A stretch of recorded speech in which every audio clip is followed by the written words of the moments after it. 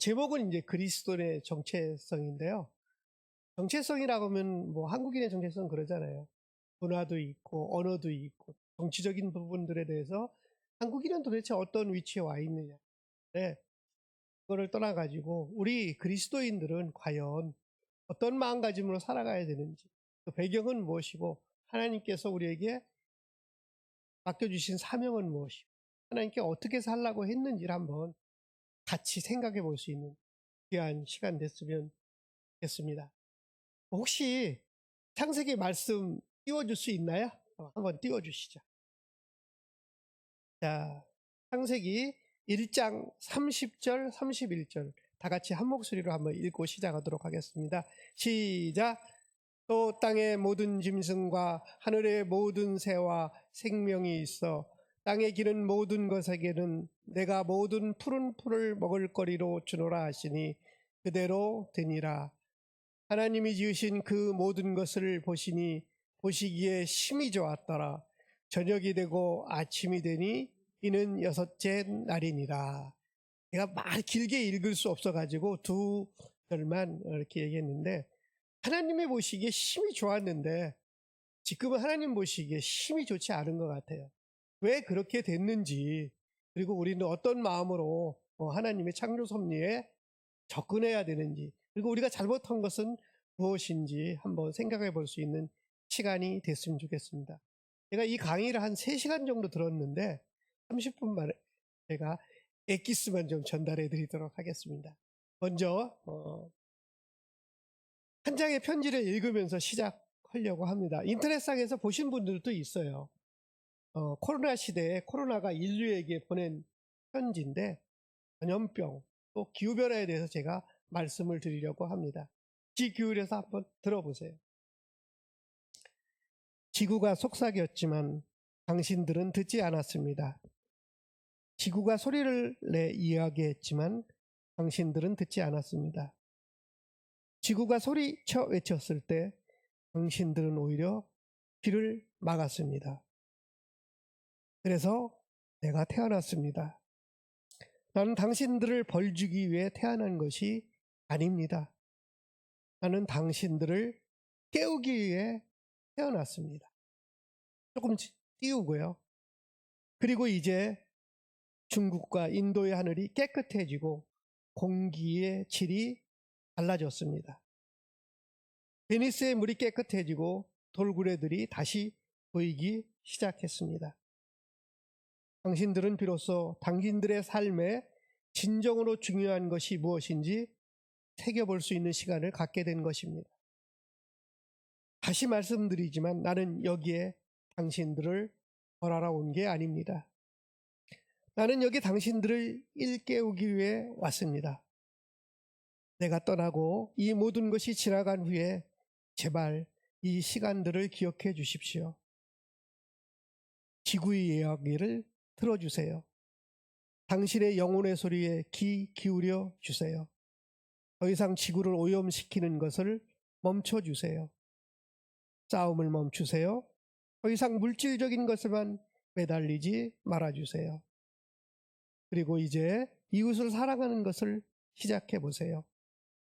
지구와 그 안의 모든 생물들을 보살펴 주세요. 그리고 창조주 하나님을 기억하세요. 그렇지 않다면 혹 내가 다시 돌아올 수도 있습니다. 그리고 그때는 지금보다 훨씬 강력한 모습으로 오게 될 거고요. 코로나 바이러스가 지구인들에게. 이런 편지가 한때 인터넷상에 돌아다녔다고 합니다. 저도 얼핏 봤는데 다 잊어버리고 있다가 요번에 또 강의를 들으면서 새삼스럽게 새겨봤습니다. 우리들은 생태계를 파괴시키는 자들입니다. 이 지구상에서 최상위 포식자가 인간이라는 건 아시죠? 80억이라는 인간이 모든 지상의 동식물들을 학대하고 있습니다. 근데 하나님의 창조는 그렇게 시작이 된 게 아니죠. 얼마 전에 이 코로나가 우한이라는 곳에서 일어났다고 알고 있죠. 그래서 우한 바이러스, 우한 코로나. 근데 그 박쥐가 감염을 해가지고 천상갑을 통해가지고 우리 몸으로 들어왔다고 합니다. 근데 그거는 인수공통 감염병이라는 것이에요. 사람도 가지고 있고 박쥐도 가지고 있고 천상갑도 가지고 있고 이러한 같은 병에 걸릴 수 있는 건데 종간에는 보통 넘어가질 않는데요. 근데 요번에 이제 그 우한 바이러스가 종을 넘어서 사람에게 감염이 된 것이죠. 근데 왜 그러면 박쥐가 왜 우한까지 갔을까라는 걸 생각해 보면 이렇습니다. 박쥐는 열대성이에요. 그래가지고 더운 지방에 서늘한 깊숙한 동굴 속에 살고 있습니다. 근데 사람들이 자꾸 개간을 하고 동물들이 사는 곳을 침범하다 보니까 박쥐들이 더 이상 견디지 못하고 다른 곳으로 이동을 하게 됐는데 열대지방에서 아열대지방 그리고 따뜻한 온대지방으로 지금 이동을 했습니다. 박쥐들 종류가 되게 많은데 박쥐의 20종이 다른 곳으로 이동을 했다고 합니다. 근데 이 박쥐들이 가지고 있는 공통 유전자가 10개 정도 된대요. 사람이랑 겹치는 부분이. 그러면은 박쥐로부터 사람한테 옮길 수 있는 게 몇 개나 되겠습니까? 20종류가 같고 10개 유전자를 가지고 있으니까 한 200개 정도의 바이러스가 사람으로 올 수가 있는 것이죠. 근데 요번에 이제 일어났던 우한 바이러스 코로나19는 이 중에 오직 한 개뿐이 없습니다. 아까 편지를 읽으면서 또 언젠가는 찾아온다고 하는 게 아직도 199개가 남아있다는 것이에요. 기후변화가 생기면 더 많이 생기게 되겠죠. 이와 같은 게 우리의 질병의 원리라고 합니다. 그렇다면은 뭐 박쥐뿐만이 아니잖아요. 우리가 가끔 가다가 멧돼지가 도심으로 나타나가지고 총으로 쏘고 그러잖아요. 근데 야 도대체 왜 멧돼지가 여기까지 내려왔냐? 근데 멧돼지도 사실은 할 얘기가 많아요. 무슨 얘기 하느냐? 너네들이 내 영역을 침범해서 내가 내려와서 이것저것 먹으려고 내려왔더니 어느 식당 앞이더라. 멧돼지도 할 얘기가 있다는 거예요. 이와 같이 최상의 포식자들이 잘못 오기 때문에 이곳까지 왔다는 것이에요. 그래서 환경 파괴가 일어나가지고 자기네들이 살 구역을 잃어버렸기 때문에 이러한 전염병이 생기는 거고 앞으로도 우리가 보이지 않는 전염병은 무수히 많이 일어날 거라는 것이죠. 이게 이제 시작이라는 겁니다. 그래서 우리가 이러한 것들을 한번 생각을 해봐야 된다는 것이죠. 또 하나는 이제 기후변화에 대해서 제가 좀 얘기를 좀 하겠습니다. 한 30년 전쯤 되는 것 같은데요. 파리에 모여서 기후가 더 이상 올라가는 걸 막자라고 파리 기후협약이라는 걸 맺었어요. 그때는 좋다고 했죠. 근데 지금 미국이 탈퇴했습니다. 파리. 근데 그때 나왔던 얘기가 지구의 온도가 3도가 올라가면은 지구가 위험하다는 얘기를 했습니다. 하여튼 위험하다고는 했죠. 3도인 줄은 몰랐죠. 근데 하여튼 그때 당시에 3도를 올리면은 위험하다고 했습니다. 그 이후에 또 2도를 높이면 이제 자꾸 너무 빨리 오르니까 2도를 높이면 어렵다고 했어요. 그리고 우리나라에서도 한번 이러한 기후변화에 대해 가지고 인천 송도에서 이 얘기를 해가지고 이거 빨리 낮춰야 된다 했는데 그때 당시에 나왔던 얘기가 1.5도입니다. 1.5도가 높아지면은 위험하다. 지구가 너무 뜨거워져 가지고 위험하다. 그런데 2024년에 벌써 우리가 설정해 놓은 온도가 찼습니다.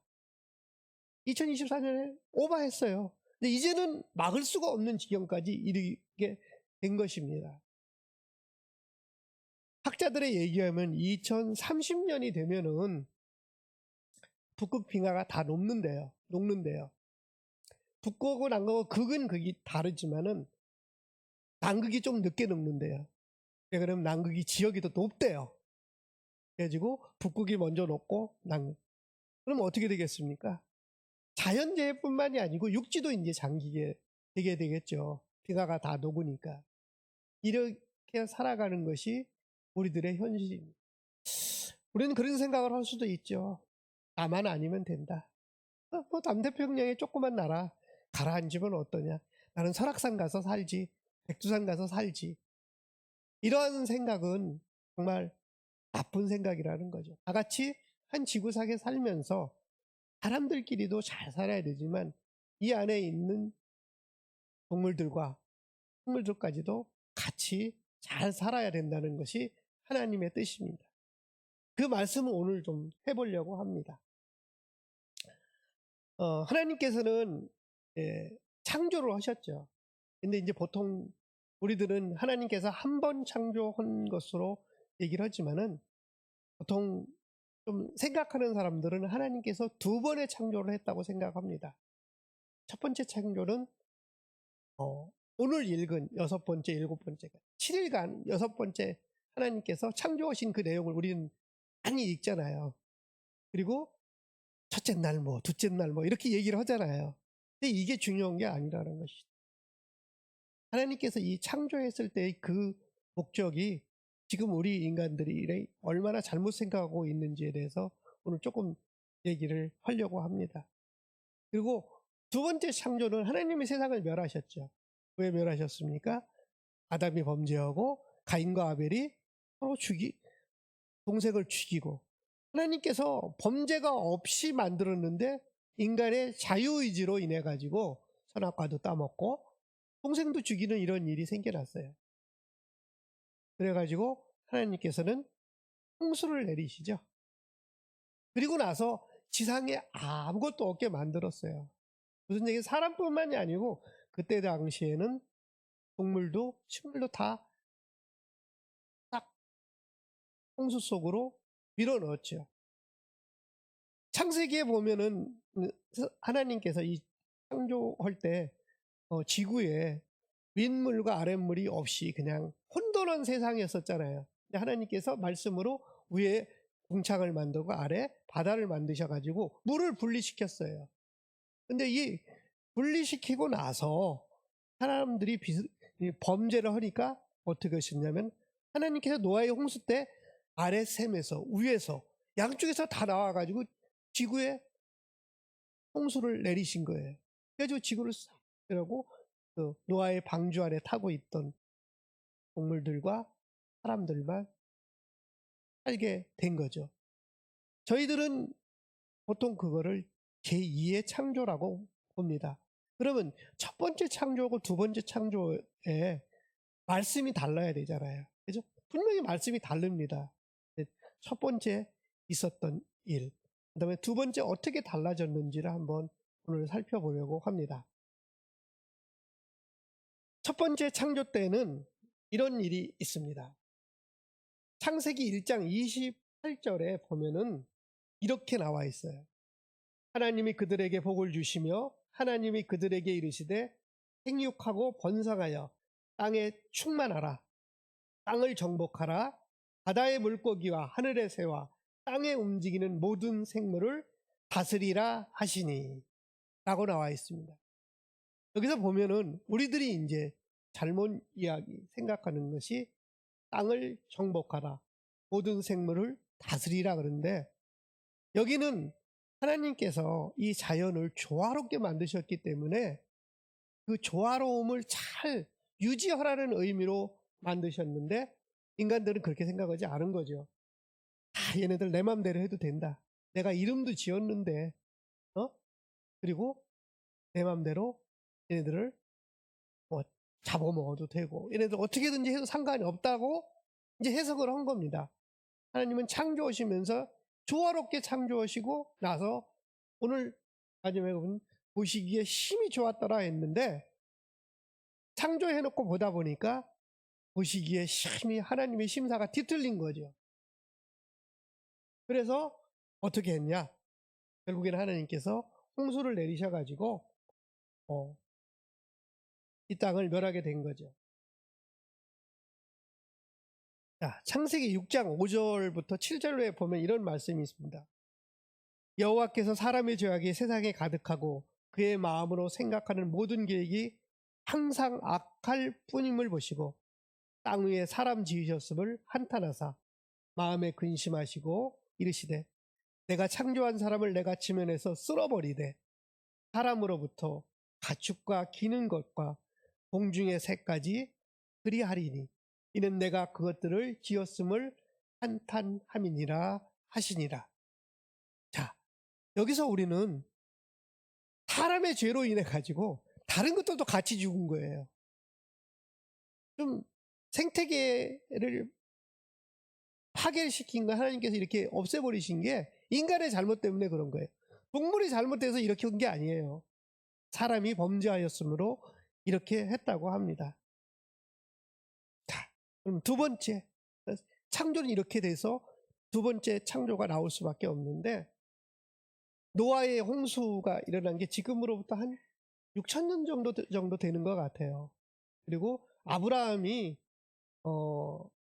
BC 2100 몇 년에 하나님으로 태어났으니까, 우리로 보면 우리 고조선이 뭐죠? 2333을 보통 더하죠? 현재에다. 그러면 우리 이제 우리의 신앙, 우리의 조상이 나오는 것처럼 아브라함도 그때 당시에 비슷한 그런 나이였었어요. 그러니까 지금으로부터 한 4,000년 전에 아브라함이 하나님으로부터 선민이라 받고 그 민족을 이끌어갈 나의 아들들, 나의 자손들이라고 이제 한 여기를 부르신 거죠.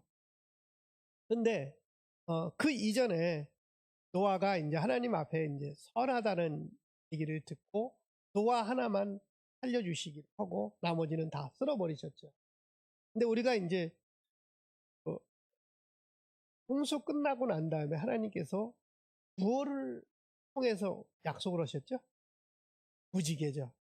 그 무지개를 이렇게 보여주시면서 뭐라고 그랬었어요? 하나님께서 한번 얘기 한번 해요. 다시는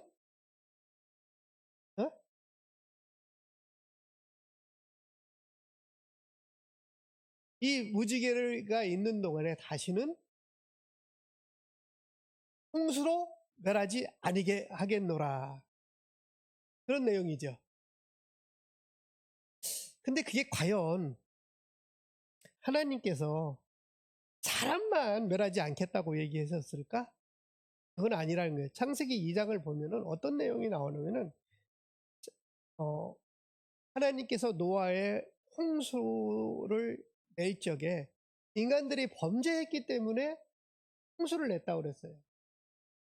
그리고 그 이후에 다시는 이러한 일이 없을 것이다 라고 얘기를 했는데,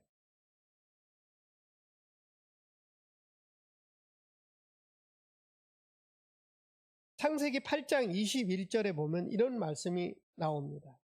여호와께서 이제 노아가 제단을 쌓고 이제 홍수가 끝났는데 제단을 쌓고 이제 하나님께 기도했을 때, 예배 드렸을 때 하나님의 반응이 이랬습니다.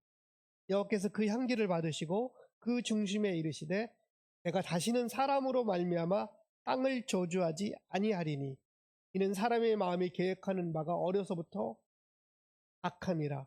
내가 전에 해간 것 같이 모든 생물을 다시 멸하지 아니하리니. 한꺼번에 도매꿈으로 넘어갔는데 이제 하나님께서는 이제는 무지개 약속을 하면서 사람이 잘못하더라도 동식물을 멸하지 않겠다는 말씀을 여기서 하시는 거예요. 그러니까 사람이 범죄 험으로 인해 한 번은 내가 멸했지만 이제는 그러지 않겠노라고 얘기하는 것입니다. 창세기 9장 9절부터 10절 말씀에 보면 또 이런 얘기가 나옵니다.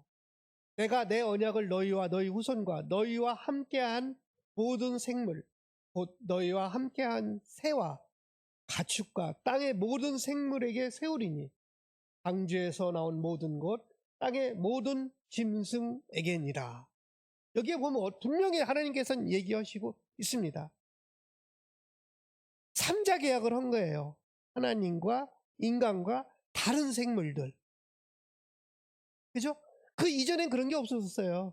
하스리라 라고 얘기했는데 이제는 인간이 잘못한 것을 알기 때문에 이제는 모든 생물과 새로운 언약을 한다는 얘기를 창세기 2장에 보면 6번을 얘기를 하고 있어요. 이게 9장 9절부터 10절에 한 번 나오고요. 그 다음에 9장 11절에 보면 내가 너희와 언약을 세우리니, 사랑과 언약을 세우지 않았습니다. 그 다음에 9장 12절에 보면은 나와 너희와 및 너희와 함께 있는 모든 생물 사이에 대대로 영원히 세우는 언약의 증거는 이것이니라 라고 얘기하면서 또 언약을 얘기를 하고 있습니다. 창세기 9장 13절에 보면은 내가 내 무지개를 구름 속에 두었나니 이것이 나와 세상 사이의 언약의 증거니라. 우리는 이제 듣기 좋은 것만 듣기 때문에 하나님의 무지개를 주면서 다시는 홍수를 내지 않겠다라는 생각을 뭐냐고 그러면은 이제 인간은 멸하지 않겠지. 아닙니다. 인간이 아니고 나와 세상에 있는 모든 생물이랑 같이 언약을 맺은 거예요. 근데 우리는 이제 생각을 할 때 사람하고만 언약을 맺었다고 생각을 하는 거죠. 이게 우리들의 잘못된 생각이라는 것을 우리가 창세기를 살펴보면서 알 수가 있습니다. 또 9장 16절에 보면은 무지개가 구름 사이에 있으니 내가 보고 나 하나님과 모든 육체를 가진 땅의 모든 생물 사이에 영원한 언약을 기억하리라. 여기서 사람이나 인간이라는 얘기는 나오지가 않습니다. 모든 생물이라는 것이죠. 이렇게 3자 개혁을 6번의 언약을 통해서 나타나게 되는 것이죠. 그래서 우리 인간들이 말씀을 들을 때 유리하게 듣는 경향, 그런 거 많죠. 우리 정치인들 보면 그렇죠. 여야가 나눠서 싸우는데 어쩜 그렇게 똑같은 얘기를 가지고 다르게 해석하는지 모르겠어요. 이게 우리 인간들의 속성인 것입니다. 나한테 유리한 것만 들으려고, 말씀을 듣되 나한테 좋은 것만 들으려고 하는 것이죠. 우리는 그리스도인을 하면 이렇게 하나님의 말씀을 제대로 읽어야 됩니다. 이게 우리 그리스도인들의 정체성을 찾는 방법입니다.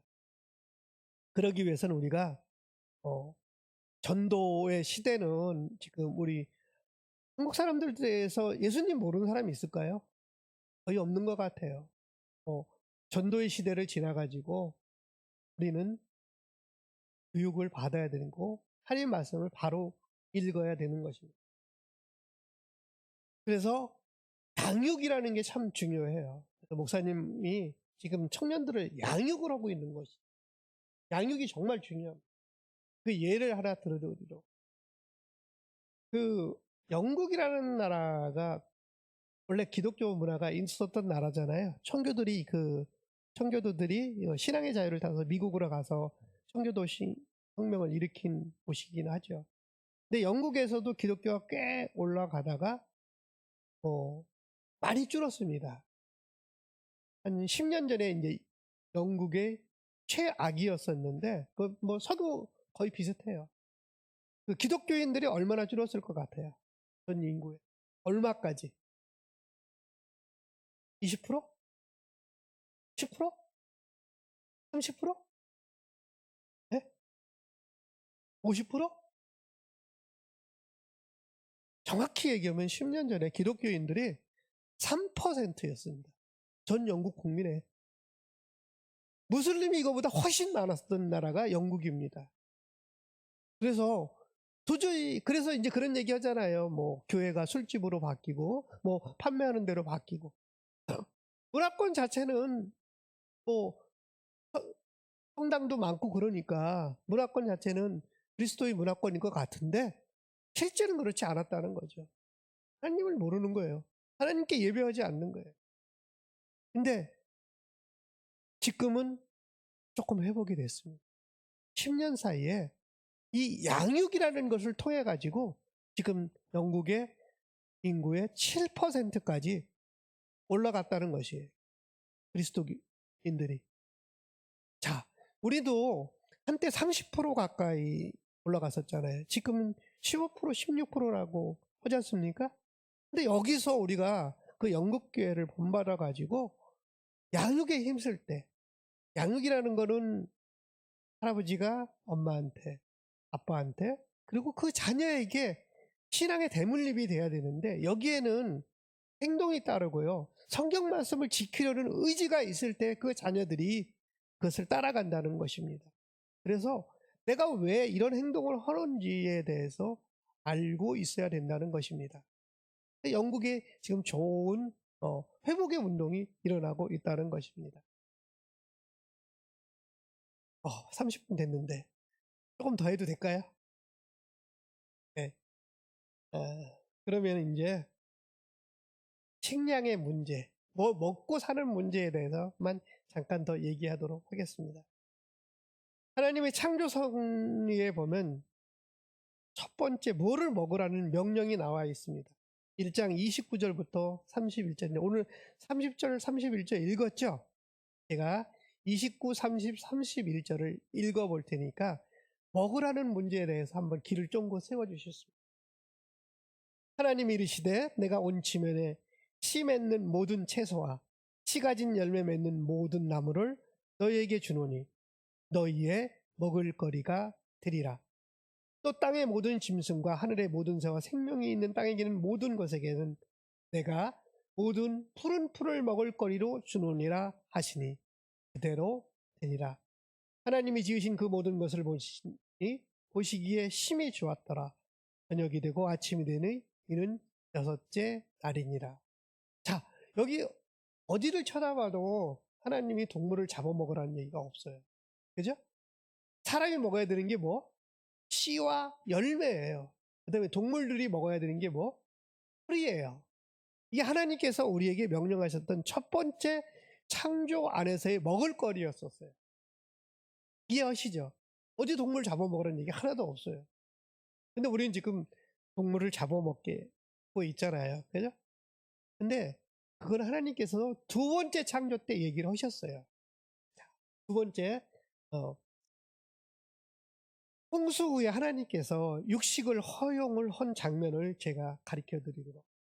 왜냐면 홍수 후에는 먹을 거리가 없었잖아요. 그래서 하나님께서 조건부 승인을 하셨습니다. 창세기 9장 3절 모든 산 동물들은 너희의 먹을 것이 될지라. 처음으로 이게 산 동물들에 대해서 죽은 동물은 아니에요. 산 동물을 너희의 먹을 것이 될지라. 채소같이 내가 이것을 다 너희에게 주노라. 그러나 고기를 그 생명되는 피째 먹지 말 것이니라. 피와 함께 먹지 말라는 이 조건부 하나님께서 허락하신 것입니다. 피에 대해서 조금 더 나오는데 9장 5절에 보면 내가 반드시 너희의 피 곧 너희의 생명의 피를 찾으리니 짐승이면 그 짐승에게서 사람이나 사람의 형제면 그에게서 그의 생명을 찾으리라. 그러니까 꼭 필요한 경우에는 먹되. 그러니까 하나님의 첫 번째 조건은 그거예요. 과일하고 채소를 많이 먹으라는 거예요. 그래서 식물을 먹으면은 내가 너에게 건강을 주겠다고 했는데 먹을 것이 정말 없을 때는 육식을 먹어도 된다. 피째 먹지 말라. 근데 우리들은 육식을 더 좋아합니다. 왜 하나님께서 육식을 먹지 말라고 그랬을까요? 사람이 육식을 하게 되면 포악해져요. 벌써 육식을 하는 뭔가를 잡을 때 이미 사람이 살해할 마음을 먹는 거잖아요. 그래서 포악해질까봐 먹지 말라고 했던 겁니다. 근데도 포악해지지도 않았는데 벌써 아담과 하와 시절에 벌써 하나님 명령을 어겼고 가인과 아벨 때는 자기 동생을 죽이게 되잖아요. 그래서 하나님께서 하지 말라는 그것도 다 어긴 게 되는 것입니다. 그래서 우리들은 가능한 한 육식을 좀 금하고 식물을 좀 많이 먹었으면 좋겠어요. 우리 집사람 얘기에 의하면 그런 얘기 하더라고요. 하루에 고기 3점만 먹으면 된다고 그러더라고요. 고기 3점 좀 크게 먹는 사람, 작게 먹는 사람 있겠죠. 점에 따라서 틀리니까. 가능한 한 식사를 그렇게 해도 건강하게 할 수 있습니다. 우리 어머님은 평생에 기름진 음식을 먹지 않았잖아요. 90입니다. 그러니까 여러분 90살까지 사는 데는 아무 지장이 없으니까 가능한 한 식물을 먹었으면 좋겠어요. 그리고 이 피는 하나님께서 생명이라 얘기했으니까 제사 지낼 때도 피를 다 흘리고 나서 먹었잖아요. 그럼 유대인들이나 먹는 음식 중에 할렐이라는 음식이 있잖아요. 그거는 정말 피를 다 빼내고 먹는, 좀 팍팍하지만은 우리는 피가 있으면 뭐라 그래? 잘 구웠네. 피 같이 먹어야지 이러는데, 이게 성경적이지 않다는 거를 오늘을 통해 가지고 알아줬으면 좋겠습니다. 그리고 하나님께서는 첫 번째, 두 번째, 세 번째도 말씀을 하시고, 세 번째 또 첫 번째와 비슷해. 이사야서 65장 25절에 보면 우리 천국의 모습이 나옵니다. 거기에 보면 이렇게 나와 있어요. 이리와 어린 양이 함께 먹을 것이며 사자가 소처럼 즙을 먹을 것이며 뱀은 흙을 양식으로 삼을 것이며 나의 성산에는 해함도 없겠고 상함도 없으리라. 여호와께서 말씀하시니라. 하나님은 변함이 없으신 분이에요. 근데 인간을 위해서 잠깐 홍수 후에 먹기로 했는데, 이제 내가 오버한 거죠. 거기 먹어도 돼. 하나님께서 허락을 했으니까. 근데 그게 점점 더 강도가 높아지고 하나님의 원래의 뜻을 우리가 몰라보게 됐다는 것을 여러분이 한번 생각해 보셨으면. 자, 그렇다면 인간은 왜 이렇게 탐욕스럽고 하나님의 말씀을 제대로 해석하지 못하고 그럴까? 거기에는 우리가 이런 사고방식도 혹시 있는 것 같아요. 이 세상은 우리가 잠깐 머물다 가는 곳, 장막집이라고 보통 얘기하죠. 영원한 하늘나라. 근데 그 안에 어떤 마음들이 있냐면은 이것도 하나님께서 창조한 세계라는 생각을 안 하는 거예요. 나는 잠깐 쓰다가 그냥 하늘나라 가면 끝이야. 근데 하나님께서는 분명하게 이곳을 창조하시고 하나님 보시기에 좋았다고 했는데 사람은 그렇게 생각하지 않는다는 거죠. 나 죽으면은 뭐 무슨 소용이 있어. 죽고 나면 뭐 지구가 어떻게 되든 빙하가 다 해가지고 없어지든 아무 생각이 없다고 생각하는 그런 모습은 혹시 없었는지 한번 우리가 되돌아볼 필요가 있다는 거예요. 그러니까 이 세상도 하나님께서 만드셨고 앞으로 우리가 갈 천국도 하나님께서 만드셨으니까 여기에 있는 이 세상에 사는 동안에 하나님께서 주신 말씀 말고 우리가 듣는 말씀 말고 보는 하나님이 지으신 세계도 하나의 하나님께서 말씀해 주신 거거든요. 그러니까 이 자연을 바라보면서 우리가 하나님의 섭리를 깨치는 게 중요하다는 것이. 우리가 하나의 자연을 볼 때, 하나의 꽃을 볼 때, 저곳에 숨겨져 있는 하나님의 섭리와 창조주의 숨결을 느끼는 여러분이 됐으면 좋겠다는 것입니다. 하나님께서는 인간을 사랑하십니다. 근데 우리 인간이 점점 더 인본주의에 빠지는 것을 하나님께서는 경계하십니다. 인본주의가 뭐예요? 사람이 최고다. 사람이 하는데 누가 맞겠느냐. 이런 얘기. 더 나아가서는 개인주의. 내가 돈을 벌어서 쓰는데 네가 뭐 나한테 보태준 적이 있느냐. 이런 얘기 들으셨죠. 내가 돈 벌어서 내 돈 쓰는데 네가 나한테 뭐 돈 물어보는데 보태준 거 있냐. 정말 이거 비성경적인 얘기입니다.